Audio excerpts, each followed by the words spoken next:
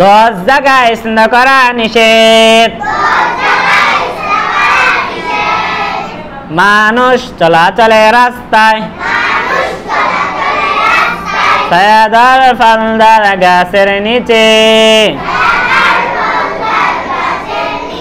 ওযু ও গোসলের স্থানে গর্তের ভিতরে গোরস্থানে দাঁড়াইয়া বা হাঁটিয়া বিনা ওজরে পানিতে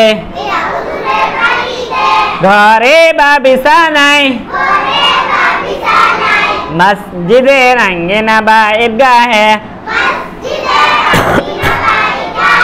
জনসম্মুখে